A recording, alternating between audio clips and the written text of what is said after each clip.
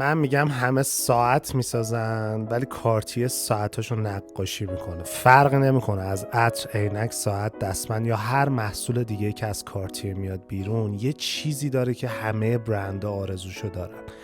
یک هویت بصری که از 100 متری داد میزنه من کارتیه. از همین ساعت روی دستم شروع میکنم. سانتوس دومون، آلبرتو سانتوس دومون از اولین خلبانهای دنیا بود و مردی بود که به پرواز اعتقاد داشت. اما مشکلی براش وجود داشت و اونم این بود که هنگام پرواز نمیتونست هیچ ساعت جیبیشو از جیبش در بیاره و ببینه ساعت چنده. این موضوع رو با لویی کارتیه در میون میذاره و چشمان لویی کارتیه برق میزنه و ایده تغییر بزرگی تو زمان سنجی تو سرش جرقه میزنه. چند هفته بعد سانتوس دومون هدیه‌ای دریافت میکنه، یک ساعت مربعی با پیچ‌هایی که نشونه استحکام اون ساعته و صفحه خوانا که هنگام پرواز بتونه بخونه و همراه یه بند چرم که دور مچ یک مرد بسته میشه و این اولین ساعت مچی بود که یک مرد دور مچ دستش میپوشید. یا مثلا سال 1917 کی میتونه از یک تانک زمخت جنگ جهانی اول یعنی رنو افتی الهام بگیره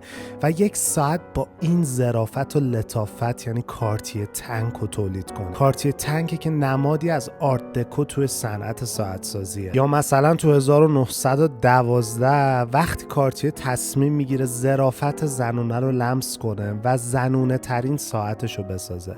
کارتیه بینور به زبون فرانسوی میشه وان حموم و این ساعت الهام گرفته از وان حمومی بود که زنان اشرافی تو اون زمان ازش استفاده میکردن. و بعدها تو سال 1967 افسانه ها میگن که همین کارتیه بینور بود که توی یک ماشین توی یک شب بارونی تو لندن تصادف کرد و حرارت سوختن ماشین باعث ذوب شدن این ساعت شد و وقتی اون جنتلمن ساعتشو برد به بوتیک کارتیه تا ساعتشو تعمیر کنه، ژان ژاک کارتیه یک ساعت خراب ندید بلکه یک اثر هنری دید. کارتیه کرش، یک مجموعه منظم از بی‌نظمی ها. ساعتی که هر جا روی مچ هر کی ببینی خیره میشی و یاد کار سالوادور دالی میافتی. ساعتی که تو زمان خودش مثل یک چاشنی هنری صنعت ساعت سازی و رنگ و روش رو عوض کرد. کارتیه ترکیبی از هنرهای آرت دکو، آرت نوو، مینیمالیسمی و مدرنه و تونسته ترکیبی از ظرافت، نوآوری و زیبایی شناسی کلاسیک رو تو ساعتاش به همراه بیاره و ثابت کرده که ساعت‌ها بجز ابزارهای زمان سنجی میتونن یک آثار هنری روی مچمون محسوب بشن.